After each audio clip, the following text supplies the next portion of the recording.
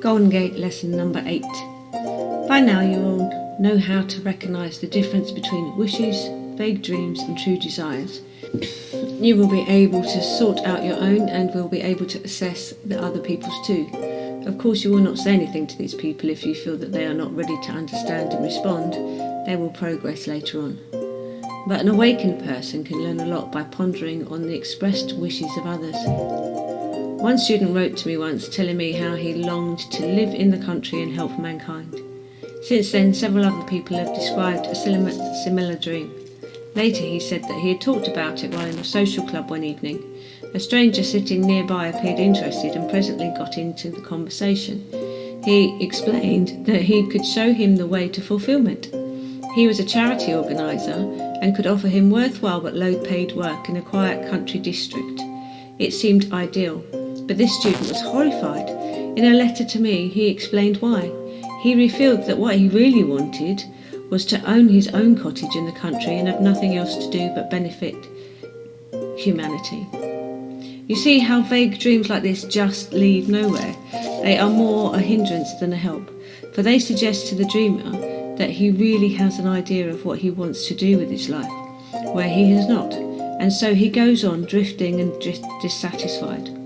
There is no need for people to just dream. They should desire. If they are determined, they will surely find the way. Follow these lines of thought regarding your own desire. Work out, add in notes in your book as you go, the steps that will lead to what you want in life. Don't try to cut out work altogether. You would only be very bored in a short space of time. There is nothing so fascinating as working at something you are really fitted for. During the next weeks, plan with the aid of your notebook the ways that occur to you to reach your goal. It will be an absorbing occupation. Don't be concerned with obstacles, tensely and miserably thinking that you cannot achieve your desire. That old saying, where there's a will, there's a way, is very true. Work out a course of action exactly as though you were planning a coming holiday. If you lack knowledge about a part of it, go to a reference library and seek there. If there is anything that is hindering you physically and mentally, think out how you can overcome that hindrance. Today, as I write this, I read that Reg Harris, the cycle racer and 3-time world professional sprint cycling champion, was a weak and puny boy. At 13, he saved his pennies to buy his first cycle, a second-hand machine costing 6 shillings. His father was only a factory worker, but the boy determined to be a racing star. He even gave up his job in a garage and took on one as a coal heaver in order to develop his muscles.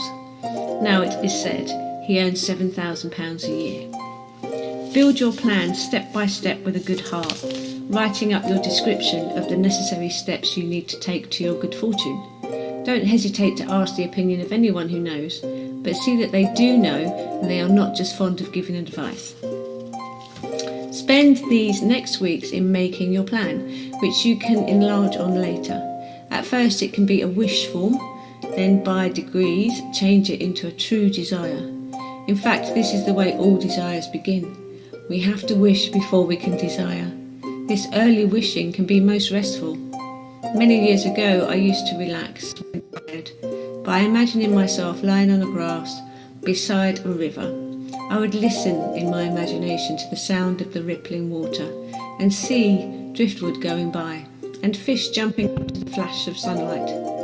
To me this was just a lazy dream, but the time came when I lived close to a small river. Because I had persisted, my dreaming and wishing had turned into a desire, and the desire came true through the action of my mind. So you see that wishing can be useful, provided it doesn't stop there. If you feel like taking a little holiday from your study and practice, this would be quite a good thing.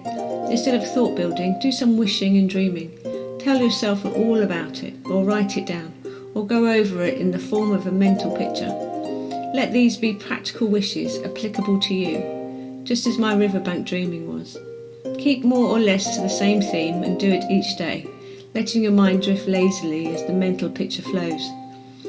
You'll find it refreshing, and presently those wishes and dreams will turn into true desires, so your holiday will be a profitable one. After it, you will return to your regular thought building with zest. At this point, I must tell you about a student of long ago. After he had had a few lessons and begun to realise the power of thought building, he told me in several letters of his dreaming of the past. He said that when he was a youth, he used to imagine himself walking in lovely parks and gardens. With his mind's eye, he would picture the smooth lawns, vast and vivid, the flower beds in glowing colours, and the sandy paths between them. In imagination, he wandered along, coming to little streams with rustic bridges over them and goldfish circling in the pools. It was all too absurd to tell anyone, he wrote, because I lived in a district so poor, neglected and ugly that I can see now it would be described as a slum. But this didn't stop him dreaming. However, the nearest he got to his lovely gardens was a nursery where he was employed in work connecting with seeds and bulbs. He had been there some years when one day an important customer visited the nursery. The owner himself conducted him around, and during the conversation the customer mentioned that he was badly in need of a temporary gardener. Could the owner possibly spare one of his men? At that moment they were passing this student who was at work. The owner introduced him and asked him if he would like to fill the position, and of course he said he would, and eventually it led to a permanent job there. So he found himself delightedly walking and working in the scenes of his youthful dreams. Only after the first few lessons from you, he told me, did I realise that it was my visualising that had brought me all I had longed for. So be quite happy to dream, but hasten the process of fulfilment by doing it deliberately. Encourage the dream to grow presently into a true desire, and then thought build for it with confidence, realising that you are using tools and carrying out a scientific process of mental creation. Now we come to the next secret exercise. Here it is. Secret exercise number 3. Alone in a room, stand erect and raising your arms sideways, sweep them up till your hands meet above your head. Lower them and repeat, thinking as you do this 7 times that you are describing the outline of a magnet around you. Now charge your magnet with power in this way. Sweep your arms up over your head again. Clasp your hands palm to palm. Draw a deep breath and, while holding it, stretch your whole body upwards, gripping your clasped fingers.